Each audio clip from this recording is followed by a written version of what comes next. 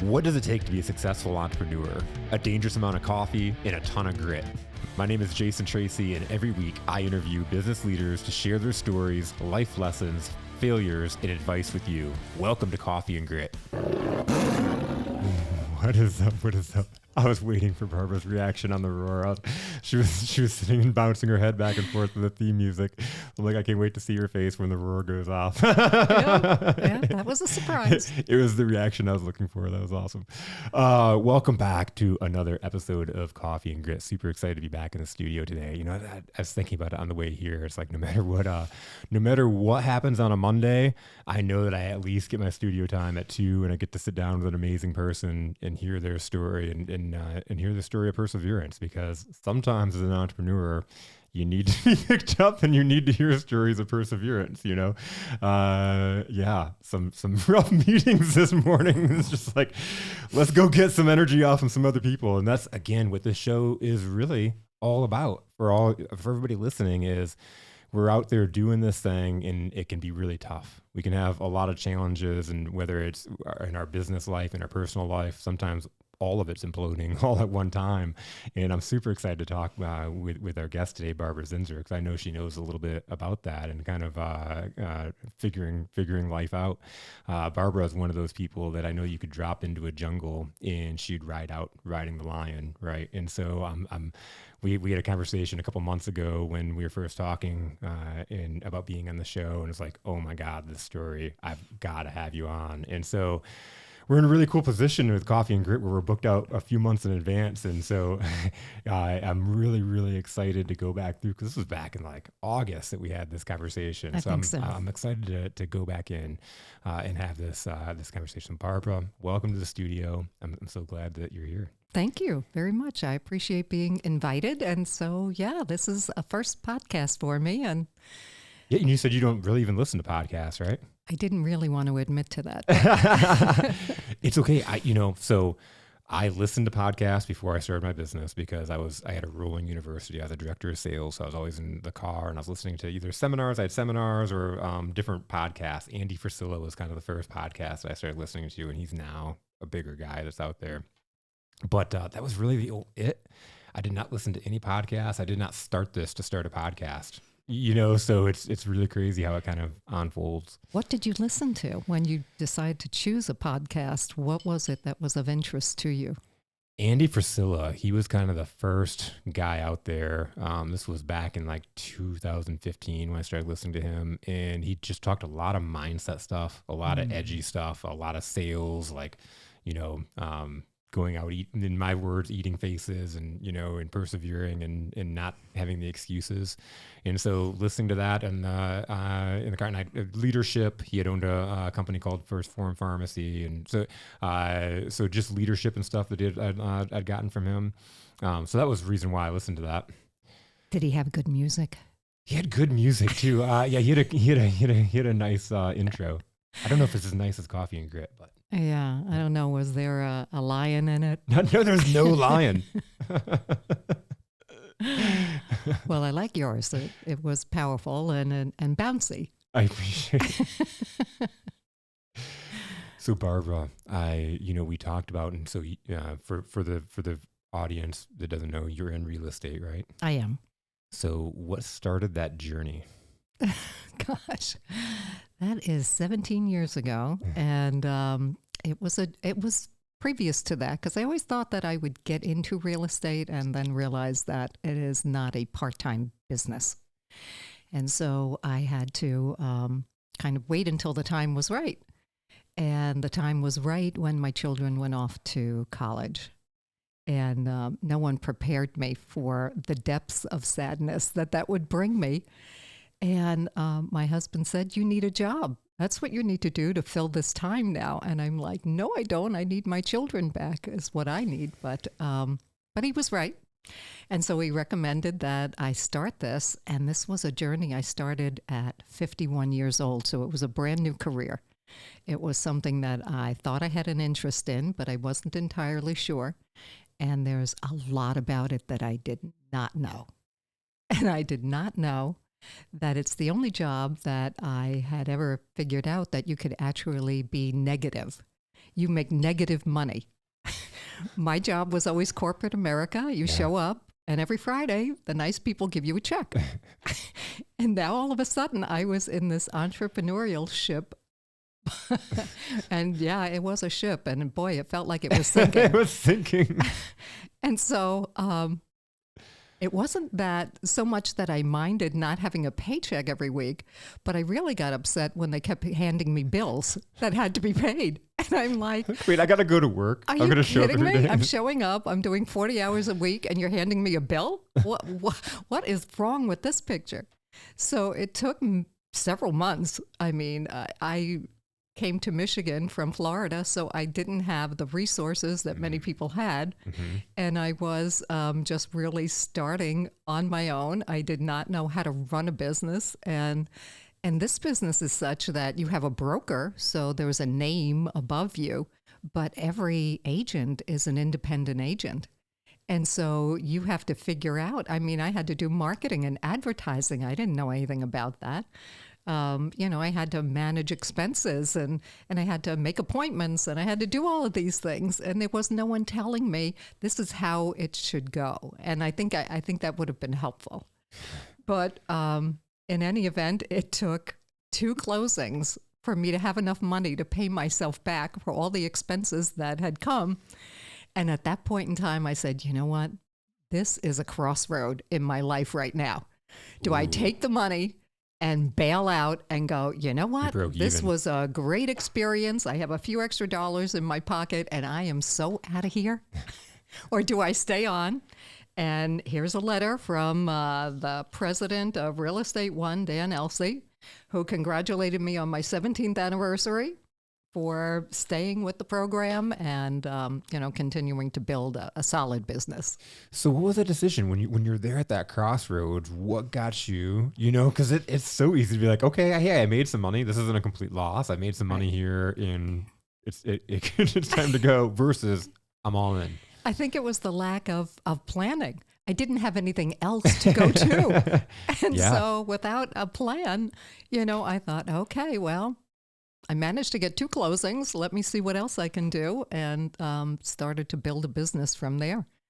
But I don't know, possibly if there had been another alternative, we wouldn't be talking today, or we wouldn't be talking about this subject. We're talking about something completely different.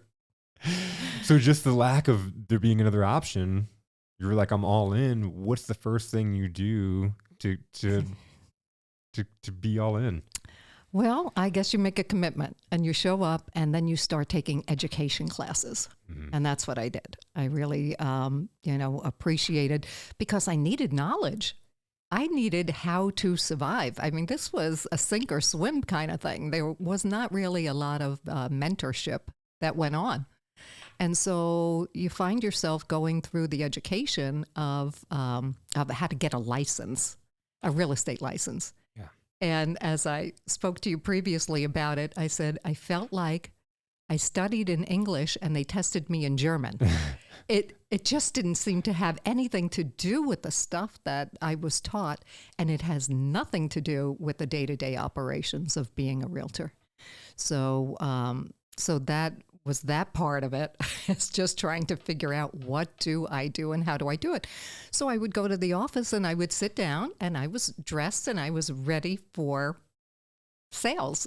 And I'm like, okay, how does this work? Does somebody just show up at the office and say, I want to buy a house? And, oh, Barbara's here. She'll help you. No, it was nothing like that. So the challenge just continued on and just trying to figure it out. And 17 years, I'm still learning. And I think it's so interesting because I think a lot of my conversations over the years, especially being in sales, people are like, I'll just go to real estate and I'll, join this team and I'll sit and be there and people will walk in, right? You think it's going to be this easy part-time thing. Right. And your point at the beginning is this is a full-time job. It is. And there's a lot to learn. There's a lot to know. I mean, it's legal too. I mean, for me, I just like, I don't want to be sued. So I better make sure that I understand, what a contract looks like. What's the language in there? How do I negotiate a deal? it's serious stuff. So I think that's one of the reasons why there is turnover in this business. Yeah. Someone just gave me a statistic like 6,000 realtors, I guess nationally, are bailing out of the industry. And they're doing it because of lack of education. And so if they're not properly trained, if they don't continue to educate themselves, then, they just get overwhelmed. And I mean, I walked in at a time where I was brand new, and Ann Arbor, is a pretty tight knit community.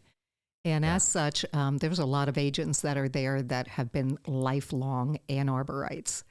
And so they know everyone and they're very solid in the community, and people were very comfortable working with them.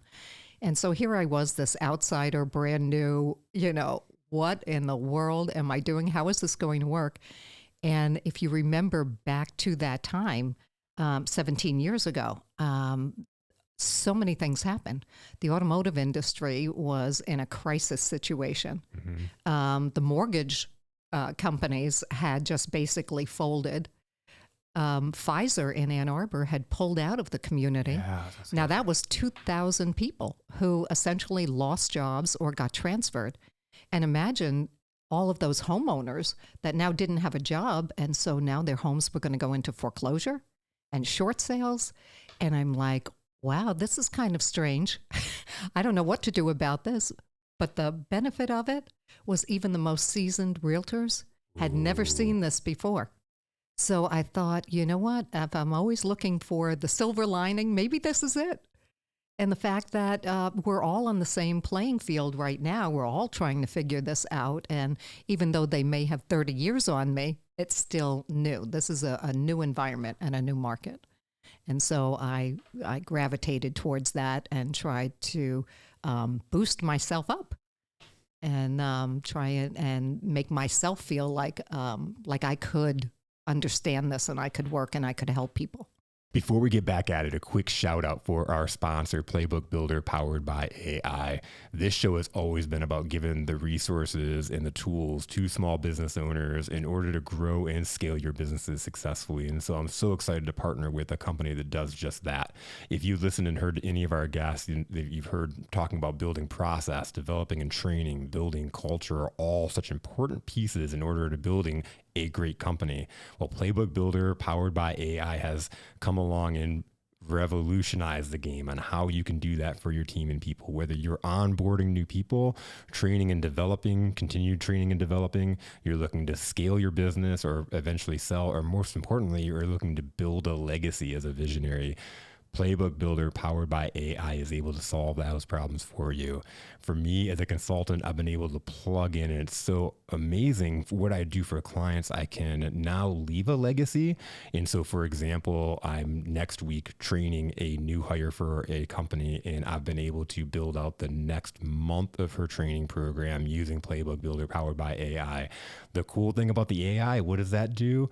What's the hardest part of building out a process? Taking the step by step and making it easy to learn. What the AI piece does is you can actually type in what process it is, whether you want to onboard, if you want to onboard a new employee, type in onboard a new employee and what type of industry you're in, and the AI will put together a foundation for you to build out your playbook. It is absolutely incredible. But don't take my word for it. Head on over to playbookbuilder.com, and these guys have set it up to where you can take this for a test run with no obligations. Plug in what kind of playbook you want to build. If it's a sales training playbook, for example, plug that in the description. And in the description, you can also put in what kind of industry you're in, and then hit generate, and it will generate a playbook for you. Impressed from there, and you can take a 30-day free trial of the playbook system altogether. It's huge to recognize this is a major change in this, in this industry, and now you can be on the same level playing field as everybody else. You could actually get better. Well, I could be faster. Yeah. Because if you're doing this and it becomes, kind of habit for you, now you really have to retrain yourself. Where for me, the newcomer coming in, this is now all I know. Yes. And that's how some people felt too, was that this was great in the fact that I didn't have to be retrained. I was being trained in probably the worst set of circumstances that there could have been. Yes. And so that was my baseline.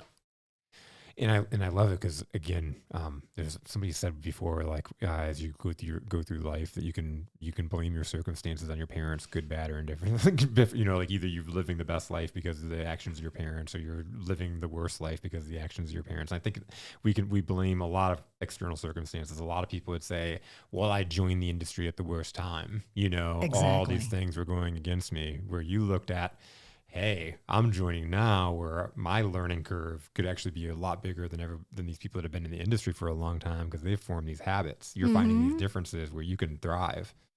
Yeah. And additionally, one of the business groups that I belong to, they were forcing me to try and see how I could differentiate myself. Now, this is a number of years down the road. This was not when I was brand new, but again, always trying to develop myself and find new ways to set myself apart. And this individual just kept harping on me. What makes you different? What makes you different? I don't know what makes me different. I'm a realtor. I help people buy and sell real estate. Same thing every other realtor says. And then I told him the Aunt Rose story. Yes. And the Aunt Rose story was such that Aunt Rose is my husband's aunt. And she helped us when we moved to Michigan, specifically Ann Arbor, helped us to find the first place that we lived in. And she was my go-to. She was my very first friend. But Aunt Rose didn't drive. So I would say to Aunt Rose, where's the post office? Where's the meat market? Where do I do my dry cleaning? And she'd say, come and pick me up. And I would pick her up. She would sit in the passenger seat and she would point, make a right, make a left, that kind of thing, to help me to learn, how to get around in this place. And as I would tell that story to this person, he said, that's your story. And what it meant to me was the fact that her kindness, her generosity, her intelligence, her everything that she brought to the table to welcome me and to help me during this transition was so powerful that I said, that's who I am. That's who I am. And so even on my brochure, it says experience the Aunt Rose difference. And there's a little story about Aunt Rose in here, together with some stats and testimonials. That's a picture of me. Okay. No, Aunt Rose I has didn't. now left us. But yeah, I'm always thrilled to tell the story of Aunt Rose, and people seem to connect to it. Now, it doesn't work with an investor. An investor could care less about Aunt Rose. Yes. Yeah. But for the typical person who's buying or selling and they get that sense of, someone caring and really looking out for their best interest, the Aunt Rose story plays well. I love how you said it doesn't work. That story doesn't work for investors, but a big part of that is knowing who is your audience. Who are you trying to attract? Mm-hmm. If you're trying to attract investors, you probably have a different story or a different thing that you're talking about. I would be much more corporate. Yeah. Because that's what they want to know. They want to know, come on, what's the return of my investment? How many months? What's the rent? Things like that. Yes. What's the bottom line? And bottom line. Yeah. And so that's a very different conversation than someone that maybe is a first-time home buyer. And I enjoy working with them. From a new area. Sorry? Moving to the area from a new area, kind of what you were doing. Yeah. And so to me, it doesn't matter, if you're coming from Dexter to Ann Arbor. New is new, even maybe from one community to another. And I tell people, new is not always great. New sounds good, but new is challenging. New takes time to get in and to get settled and to feel comfortable. And so if somebody can help with that, I see that as a big value. And because I know for myself, I didn't need Aunt Rose for forever, but in the early stages, I sure did. And I valued and appreciated her. And so that is what I share with my folks. If you need this, let me know, and I will provide that to you. If you have a question, call me. You need a service provider for something, call me. You have a question about where is this or where is that, or have you been to such and such a restaurant, or have you been to such and such an event, and what was your experience like? I'm happy to share all of that with them. They just have to ask, and I want them to know that that's safe. It's okay to ask me. Yeah, that's huge. It's huge. Sometimes people feel like they're going to feel stupid if they ask a certain question. Well, they feel like, well, you know what? I'm taking your time. Yeah. And, you know, your time is valuable, and they feel like their time is not valuable, but to me it is. And so, you know, we just figure it out from there. You know, if you want to know that and you have a question, by all means, pick up the phone and call me. Send me a text, send me an email. You know how to reach me. It's huge. This was as we were talking, you told me the Aunt Rose story. This was the big thing of like, oh, you need to be on because it's one of those, and real estate agents, there's so many of them, to your point. There's so many real estate agents out there. And I love how when you sat down with your coach, he was like, let's find your difference. Because it's really that story sets the tone for who your customer is, what their problem is, and then how you solve it. Mm-hmm. It really positions, you know, that's your whole sales process. Well, you know, now I have a new designation, which is SRES. Yeah. And that's a seniors real estate specialist. And that spoke to me because, of course, Aunt Rose was a senior. But I just have a place in my heart for seniors. And it's funny because I talk about it as it's those people over there, those senior people, those senior people.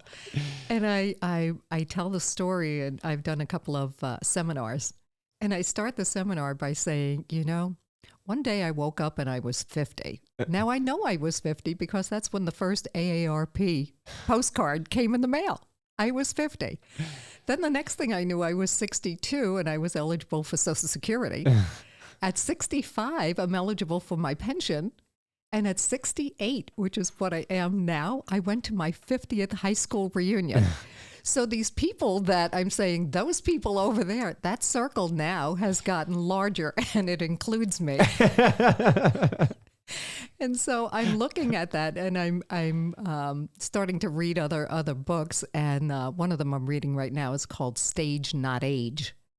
So we're all hung up on age, but maybe it's the stage of life that you're in, which is a differentiator.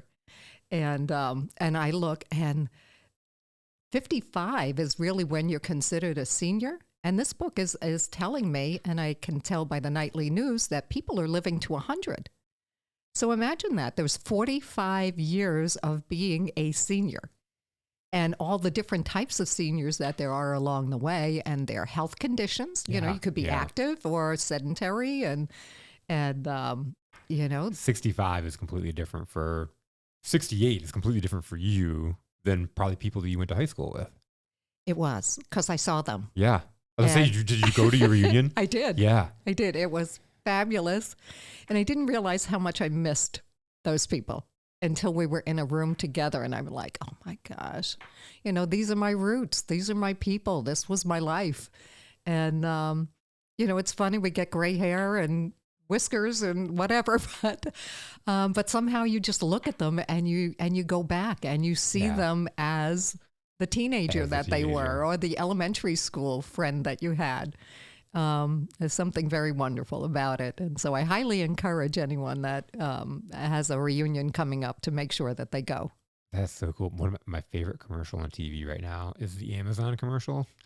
It has the Beatles song playing, and she gets the pads for the sleds. Oh my God, that makes me cry every single time. Like, because you think about it, like we're all going through that and different. I'm 44 right now, so I'm not the senior stage, but life is flying by, and it's so crazy because I can remember, like you talk about the people, and you see them as when you were kids, and you remember those stories and those times but all this life has happened. But you know what? I think that's exactly that story. That story and that commercial really captures the essence of that.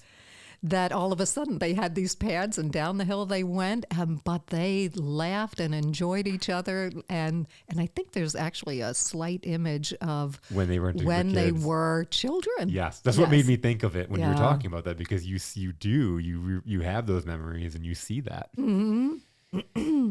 Yeah. So now my mission is to get out there and look to see how I can plug into the senior community of people and see how I can help them best.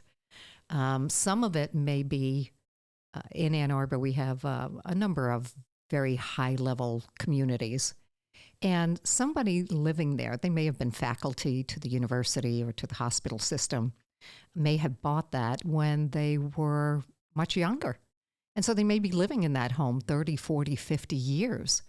And it was a great home then, and they raised their families, and then the kids left and whatever. And they may be in these homes all by themselves.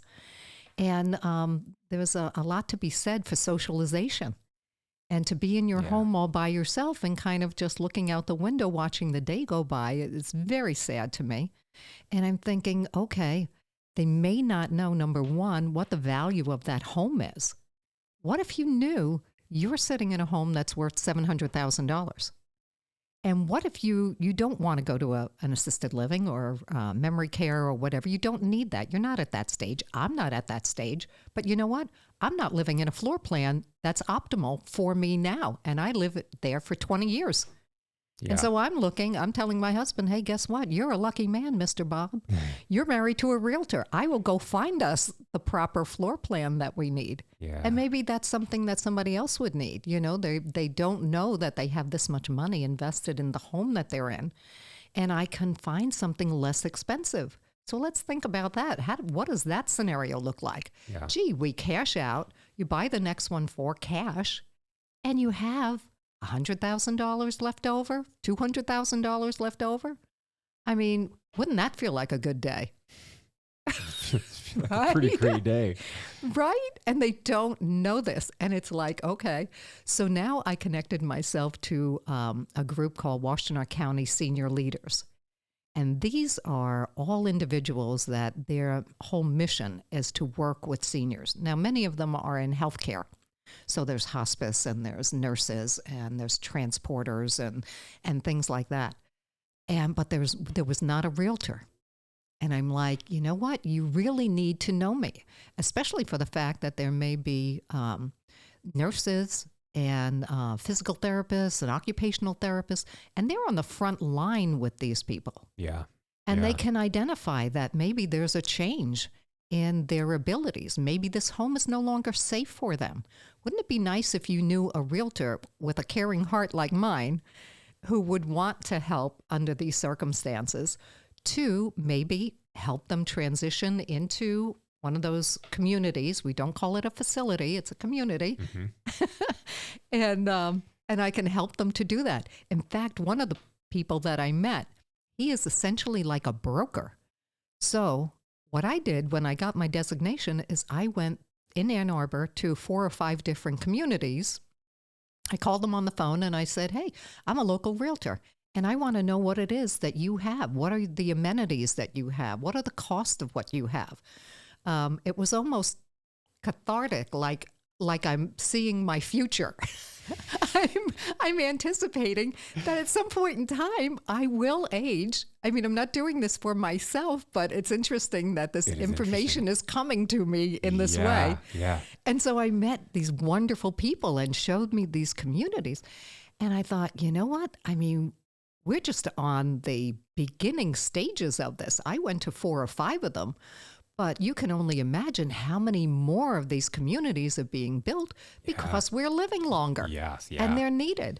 And, you know, there are active independent living communities as well that, I mean, they're offering some wonderful amenities that I visited. I mean, one has a pottery shop in there and painting and indoor pools. And I can imagine with the baby boomer generation coming through that this is going to be a major pressing thing that's being built, to your point, and that there's going to be luxury homes or where you have pottery classes and it's not the nursing home that you're thinking of or the... Exactly. And so that's what I was looking at, but I thought, man, if I really needed this information right now for myself or a family member, how hard would this be to go through and find every place that's there? Yeah. Or local, even just outside of Ann Arbor, but even Ann Arbor has quite a lot. And that was a daunting kind of exercise. So now there is a broker, and this broker knows all of that. And so now I know this person. Oh. And I'm like, ooh, okay. If that's the path that you want to go on, let me introduce you to this person. And what they do is they say, okay, what's the finances that you have and what are the amenities that you want? And he can take all of these places and boil it down to here are the 2 or 3 that best match what it is that you're looking for. And I'm like, Wow. there's a service. That's a service. Yeah. So, Then slice it down and make it easy for you to make a couple choices. absolutely. Another person I met was an interior designer, and she had a designation called CAPS, CAPS, and CAPS stands for Certified Aging in Place Specialist. Mm. And so think about that. Okay, there's the person that says, I'm not leaving my home. I love my home. I'm not going anywhere, but the home is not safe. Well, guess what? How about if I introduce you to this interior designer who maybe could redesign the space for you so that it does work? So maybe you put some money into renovating the home. Maybe you put an extension on the back so there's a first floor bedroom for you. You're not living in this home where all the bedrooms are upstairs and the laundry is in the basement.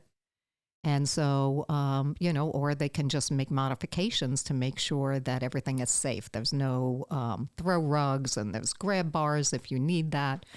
And so that's another person. And I'm like, I'm building my team. Mm. Yeah. And these are the people that I want on my team. So as these opportunities come up in these conversations, I can say, I've got someone for you. That's huge. It's being a resource to that whole community. It is. And so, I just found that this senior designation spoke to me and that this is the path that I feel that I'm on. And I want to do what I can to help our senior population, those 55 and above. Well, I love it because when we talked on the phone about this the other day, you're like, I can help anybody, of course. Correct. But to be able to focus in on a sector of people, it helps you, one, find and, be able to sift through and find and help those people better. Mm-hmm. You can market to them to a certain degree to where they can find you versus trying to market to everybody that owns a house or that is looking for a house. Right. And what I did find out is that designation that I have, the SRES, is from NAR, the National Association of Realtors. And someone threw a statistic out that only 5 to 10% of all agents in the country actually have it. Mm. And of those, how many of them are actively working it as I am? So, so the few people that I've run into so far, when I tell them that I have it, of course, Ann Arbor is very big on education. Mm. So when you can tell them I have this level of education that is specific to your needs and your lifestyle, they really grab onto that and they go, wow, I need you to be my realtor. It's being a specialist. And again, yes. It's not like you're 25 and coming in and like, let me help the seniors, And I'm not saying that couldn't work because you could have, but you're living it. I am. So you're going to have a better understanding, a better perspective. Because even if we're 25 and really want to help the seniors, we don't get it. We could have a grandparent, right? But we still don't get what it's like to be them. Well, the other thing, too, is that I'm finding that housing is going to multi-generational. And so I'm hearing very often, I want to move because I want to be near my grandkids. Or the children are calling and they're saying, hey, I'm a little afraid that mom and dad are living alone and I'm too far away and I'm worried about that. And so there's ways for me to be able to help them with that. So again, taking a look at the home that they have and possibly selling it. Then my company, the Charles Reinhardt Company, has a relocation division. And so we're part of a network that is global, actually, but certainly national. And if you were to say my son or daughter is in Nashville, I can say, okay, fine. Let me find you an agent that's in Nashville that can help you either find a place that's nearby, or we can talk about just selling and then having you move in with your son or daughter.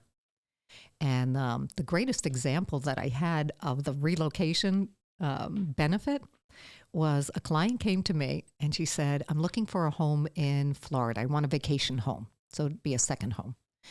And I said, okay, where would you like to be? And she said, I don't know for sure, but these are the 3 cities that I'm most interested in. And I said, okay, do you think it would be helpful if I connected you to an agent in each one of those cities? Yeah, she said, that would be great. I said, okay, because then once you connect to them, you can look at the listings prior to arriving. So when you get to that city, you know who you're meeting with, you know exactly the properties you're going to see. And she wound up doing that in these 3 different cities. And by the end of that vacation or trip, she was ready to make a buying decision. Wow. And I think to myself, okay, how hard would that have been otherwise? If she was just trying to, what real estate company do I use and what agent? And so the Charles Reinhardt Company is really, we have 6 offices. And so we're relatively small, but we're very local. And so being local, we're in the business over 50 years now. And that's who we connect to across the country. Other realty and brokerage firms that, again, are embedded into the community. They have agents that are very knowledgeable, full-time professionals. And so if you need an agent somewhere outside of the area, that's, again, something else I can help with. Oh, that's really cool. So you kind of partner with people from across the country. It was like you have a client looking in Florida. Yeah. In fact, it was interesting. Just recently, I had a home that I was the listing agent for, and I got this phone call, and I looked, and I went, okay, I don't know this person. So I pick up the phone. Hi, this is Barbara. How may I help you? And she says, well, I saw that listing. She was in Florida. She had sold her home, and she wanted to move here.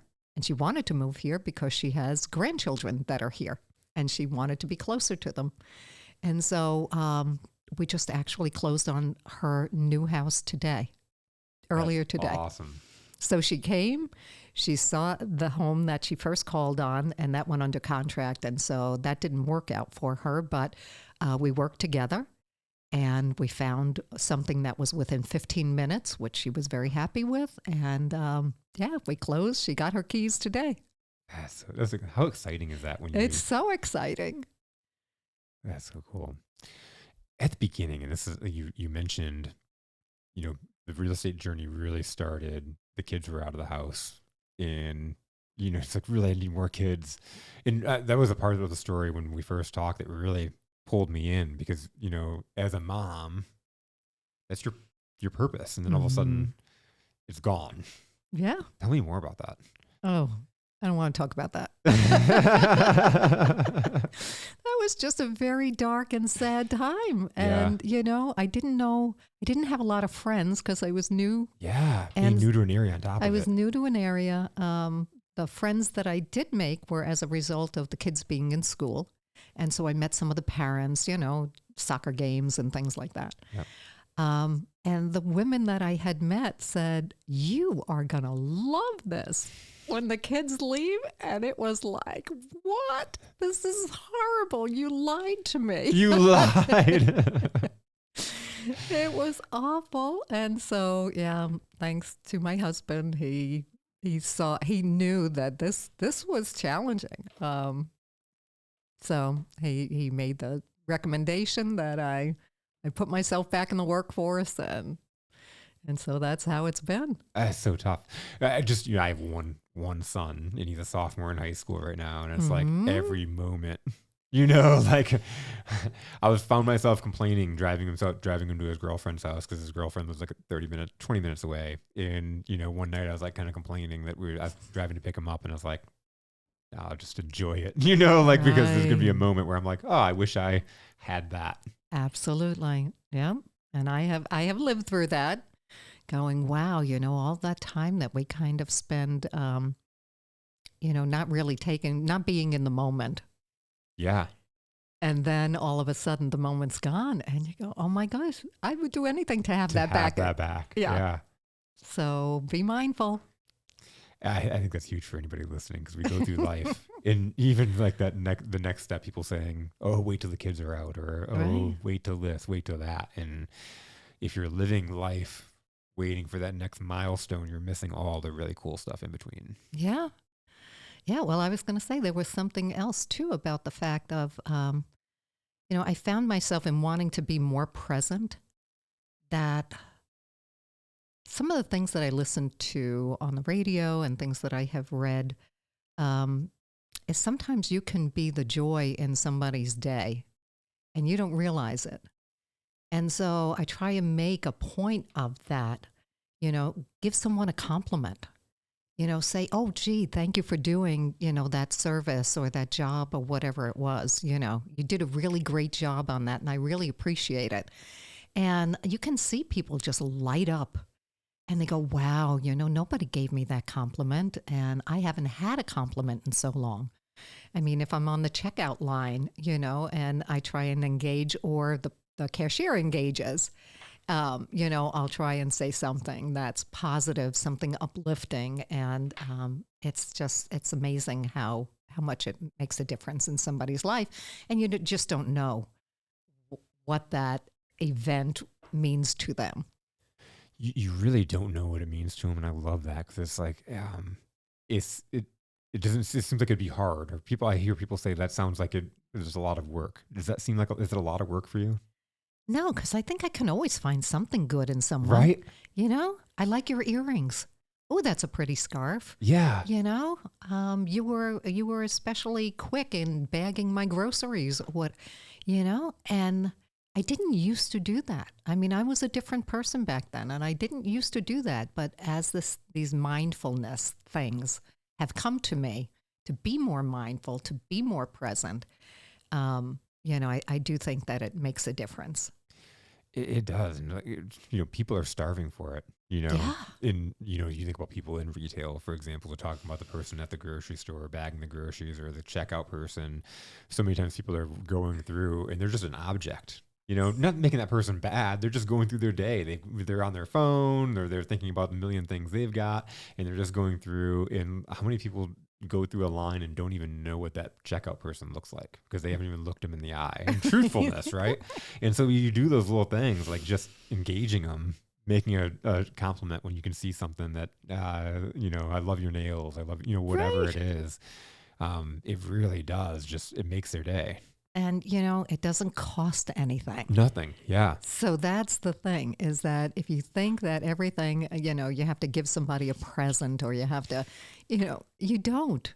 Give them a compliment. Yep. Tell them you look nice today. And it's so cool. Again, you don't know what people are going through, one, and you don't have any idea how that's going to impact somebody. And you may never know. Exactly. Which is kind of the cool thing. You may never know how much that impacted you. And like thinking about just different times I've been down and out or, and all of a sudden a stranger comes up and just says something and just helps you turn that day around. It's so powerful. Mm-hmm. Yeah, I've had it happen too. And I was like, wow, where did that come from? And that was really nice that happened, because I may have had a bad day or my mind might have been somewhere else. And the fact that they stopped to do that, to say that, to do whatever, just all of a sudden snaps you back and you go, wow, okay, I'm good now. Good now. It's one of those like, when we say we have a bad day, we're having a bad day. And it kind of reminds me, I had an incident that happened a long time ago where I ran out of gas while going on the way to a meeting. And so I ended up missing the whole entire meeting. But and the crappy thing is I was going to be there early. Like I was running early, ended up running out of gas on the road. Oh, no. And so as I'm walking in my gas tank, like I'm kind of lamenting how this is just a horrible way to start the day. It's going to be a horrible day. And then I caught myself and I was like, this is one horrible event. The rest of the day could be horrible because we do that all the time. We're Right. like, one thing happened. We're like, oh, this is a rough day. And then what happens? The whole day is rough. We've made it rough because we're in that mindset. We're in that energy. Exactly. And so as I'm walking down the street, then to the first gas station I walk to, they don't sell gas cans. So I'm like, oh, they're like, so there's a automotive store about a mile down the road that way. You can go buy a gas can and then walk back here. And it's like, oh, stay positive. I walked a mile down the road, wintertime, a mile down the road, and I get there, and I could have been in a horrible mood. I could have been like inconvenienced. I could have taken out my day on this person that greeted me. Instead, just yeah. like kind of laughing and just, this is the day, this is what's going on, like just kind of laughing about it. And then the guy's like, hey, let me give you a ride back to your car. Aw. Right? And it's like instantly, there's somebody that was there to help me. And then my manager ended up coming and giving my, because then my battery ended up dying too as a whole. What? Anyway, so Out she of came. gas and a dead battery? Crazy. But she came, she helped me out. We ended up having a great day together. It was just like the day was good because I kept a positive mindset, and then I complimented people. I stayed in a positive, not just thinking about me, I was thinking about them too. Mhm. And then I ended up getting the help I needed. Yeah. I think you perpetuate, You do. because that bad thing that could happen, you're right. It's kind of like dragging that bag of sadness or anger or whatever around with you. And Yeah. is that the day that you want to have? Because we're all free to get up in the morning. You are free to have the day that you want. Yes. Now, it isn't to say that there aren't going to be people who are going to want to change that. I'm guilty sometimes of thinking that everything's going to be roses and flowers. And there are people who just don't want me to have a roses and flower kind of day. But I look at it and I assess it and I go, okay, is this my problem or is this their problem? And sometimes it's their problem. And then I look at it and I go, okay, everybody's entitled to have a bad day every once in a while. And so let's cut them some slack, take a deep breath. This feels personal, but it isn't personal. I didn't do anything wrong. And so, yeah, there was one guy, and I'd have to look it up to see what his name was, but he was the funniest man ever. And his tagline was, "It's not my monkey." And the company, brought in this guy. He was a fabulous speaker. And if you were to Google, "It's not my monkey," and watch this guy, I'm sure he's got YouTube videos that are out there. He is just hysterical. And so that mind comes back to me. Those words come back to me at a time where I'm assessing a situation and I go, okay, not my monkey. I love it. It's just a nice little reminder. Yeah. Because it's so easy to take it personal. I worked retail for years. And so people would come in. I worked retail in the cellular industry. If the phone wasn't working, it was like my fault. Like, go climb on the tower and turn it on. We literally had people that refused to leave the store until we got their phone working. Like, I think everybody's phone is out. My phone's out. Like, I'm not going to go climb. But it's just, so it can get easy to follow along that train and have other people's energy take you in different places. You have to remember, like, there's something else going on in their life that's causing them to react the way that they are. And sure enough, almost every single time as I cracked that shell and had that conversation, people would be like, "So sorry the way I came in. I'm in a nursing home today, and just, this is my phone not working was the the needle that broke the haystack. Right. And I took it out on you. I'm so sorry." And those usually end up becoming my best customers. Yeah. Because I solved the problem. And that's very nice that somebody does that they would say, "I'm sorry." They stop their own clock and they go, "Okay, I realize that this is me and not you." And they apologize for that, which is very nice. I think that's kind of the exception rather than the rule, but it's certainly wonderful when it happens. If you're in retail or sales or customer service and you're wondering how in the heck I did this, you got to make it a game. You got to make it a game, because like it would be a game for me that I would like, I'm going to get an apology before I leave.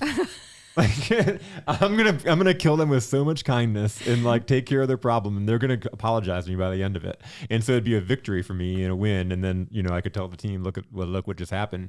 And then that breeded more, because I was the leader of that location. As they saw me doing it over and over, and I'd talk about, "Look at that! Did you see that guy come in? He was gonna kick my ass." Like, he was like in my face yelling at me, and by the end, he's telling me about all his friends he's gonna send to me, which I don't know if I want his friends in. But that's it. When you do that, it's just taking time to be with somebody, listen to what they have going on, acknowledge Man, that must suck. What are we going to do about it? We're going to sit and talk about it all day. And How can I that's help wonderful. you? You know? Right. Tell me what it is. I can't help or I can't fix anything if I don't know what it is. Yes. And so, tell me what it is and let's see how we can come up with a solution. And I feel that way in real estate. I was just going to say, I'm sure that comes up in real estate. Man, the psychology of the job is pretty amazing, because you're dealing with so many different personalities and temperaments, and moving can be very stressful. So, you're trying to figure out, okay, what does this person need at this point? And how can I help them? And I often tell folks that I'm starting to work with, if I can keep everybody at the table, there's a good chance we're going to get through it. But if somebody stops communicating or somebody, gets angry or whatever, they want to storm off and they want to do whatever, then that's more problematic. But if I can keep people at the table, we'll find a solution, something that compromises. Because, I have to let folks know, nobody wants to give everything away. So is there a compromise that we can come to that, you give a little bit and another person gives something, and, where everybody feels heard and they feel respected and they feel, good about themselves. It's communication. Right. Keeping that, I love that when you said if I can keep them at the table, because as long as whether you're in a marriage, a friendship, a sales relationship, employee to, relationship, no matter what relationship you're in, it's that communication. And if you're not telling that other person what your expectations are or what is missing, they're never going to guess. Right. And they may not even care to guess. Well, I was going to say, so the other designation that's on there is CREN, and that's a certified real estate negotiator. Because one of the things I figured out was the fact that negotiation is key. I had a client, first-time home buyer, say to me, I don't even know why I need you. Why do I need you? Because I can go online and I can find houses. And okay, yes, you could. Let's get to the end of the contract and see how you feel. And I will tell you, Jason, she wrote me kind of a testimonial that was this long about, oh my gosh, I didn't know what I didn't know. And Barbara helped me in so many ways because it comes down to, okay, who's going to write the contract? Absolutely. Oh, you found the house. Okay, who's going to write the contract? All right. When the home inspector comes in, because you're probably going to want one of those, what happens when there are problems with the home? Situations have come up and, how do you feel about that? Oh, well, I may have to go back and negotiate that. Oh, you're getting a loan. Well, guess what? The bank says you have to have an appraisal. Okay. The appraiser comes in. Guess what? The appraiser doesn't think that the value is there, and he comes up with a new number that is not where you want to be. And so, okay, I may have to go back and negotiate again. And so I thought to myself, if ever there was a designation I wanted, it's one as negotiator. Because Absolutely. This is to me, what real estate is about now. Yes. If you have someone who is strong in negotiations to be able to find solutions, when there's an impasse, I want this and you want that. And, what's going to be the middle ground that we can come to and we all feel good. It's the game within the game. Game within the game, right? Like before people get into real estate, I'm sure they don't even think about this. You think about selling houses and the clients. You don't think about all the sales pieces that you have. You got to negotiate. You got to have the guts to be able to go back and negotiate and advocate for your client, right? Like not everybody has that. Well, you know what? That's why some realtors make it and others do not. Yeah. And that's what happened early on when we had that 17 years ago, that event. There was multiple events that went on. Our board of realtors wound up, they lost hundreds of agents because they couldn't make any money. And when they couldn't make any money, they themselves needed a job. So they had to leave the industry and go to retail or go to service or restaurants or whatever they chose. But this is just one of those. This is that industry that you don't get a paycheck unless you perform. And so you better figure out how to do it. Do it well if you want to stay in it. I love it. It came down to that crossroads, you know, because it could have went either way. Oh, I know. And I laughed about it.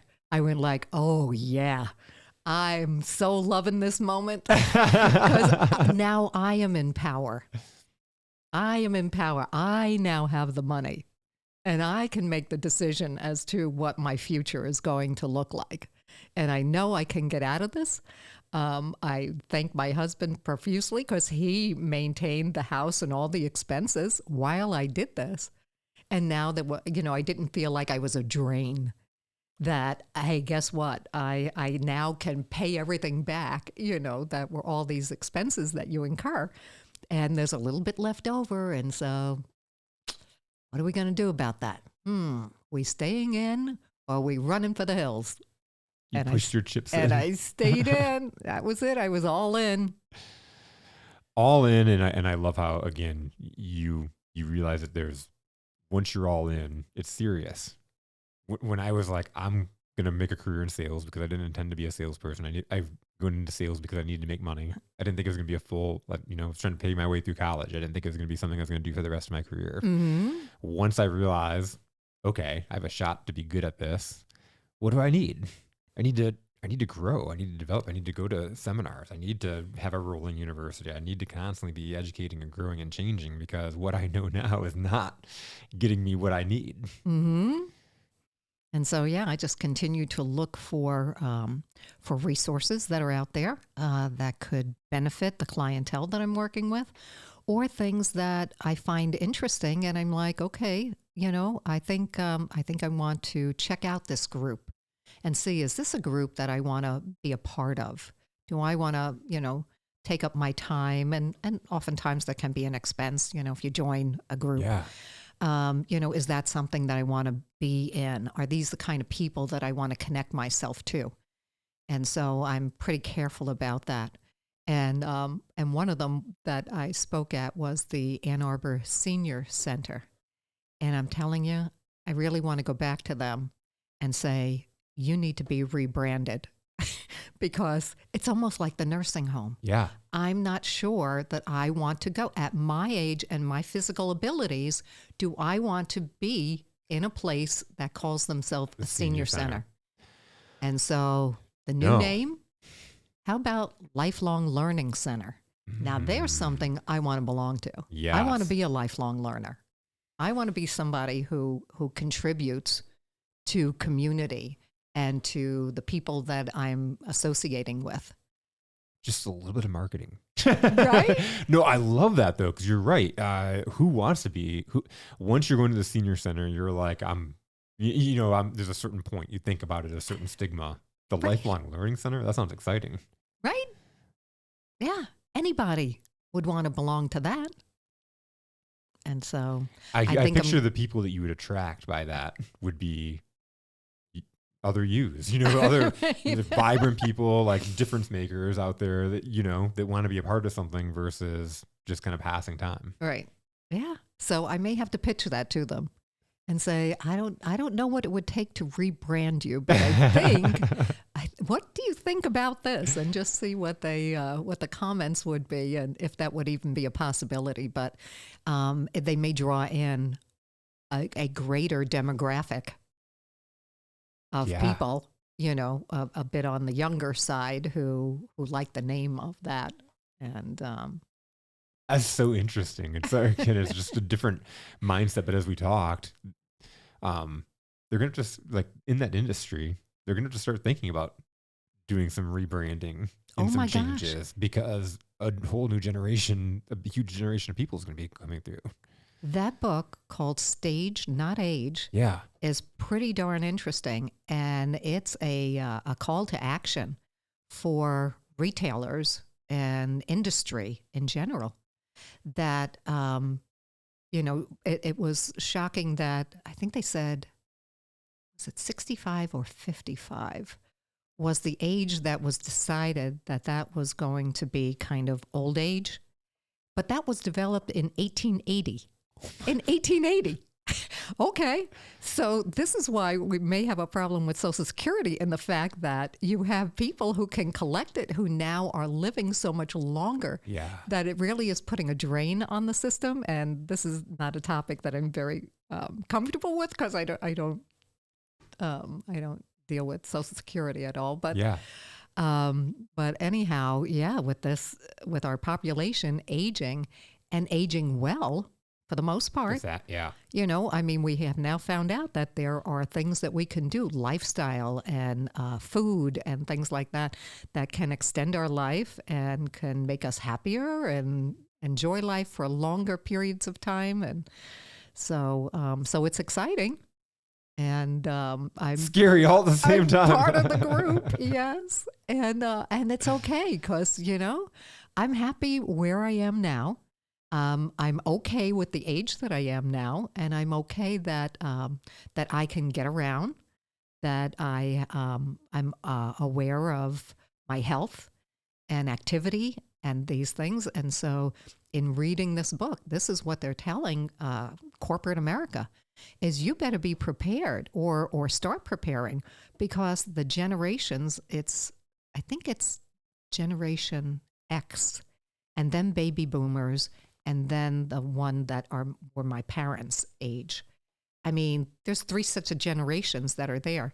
And so one of the recommendations was that corporate America, start, it's kind of a reverse on retirement.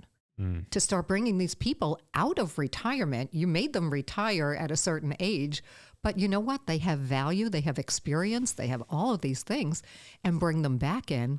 And so what you really get is the benefit of the youngest of those maybe coming out of college that are fresh and bright and new ways of doing things in the same room with somebody who's now come out of retirement. And imagine, what the benefit to that company would be if they would open themselves up to, all of these generations. Interesting. So, yeah, that's part of the book. There's a lot more for me to read, so I'll have to get back to you. Follow-up conversation. Barbara, this has been so awesome. Thank you so much for coming down Thank and you. sharing your story and with the audience. I really appreciate it. Well, you know what? I hope that there's somebody out there who hears the story, that it resonates with them, and that they find a way to reach out or to ask me questions and how I might be able to help them based on myself, my own experience, and the people now that I'm connecting myself to. That is awesome. We absolutely would. And for everybody listening, Barbara's information is in the show notes. So if you'd like to reach out to her, please reach out to her. Barbara, thank you again so much for coming down and being a part of the difference. All right. Thank you. It's been fun. Thank you.